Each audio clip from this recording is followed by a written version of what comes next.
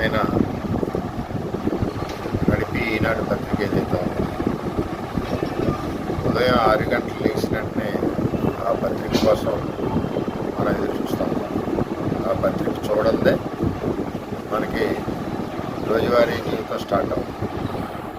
ఆ విధంగా మరి ఆ పత్రిక ద్వారా ఎంతోమంది ప్రజల్ని చైతన్యపరుస్తూ సమస్యలను ఎత్తి చూపుతూ ప్రభుత్వాలకి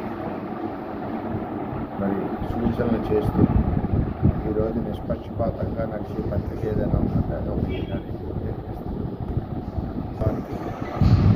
ప్రగాఢ సంతాపం క్షమాపణ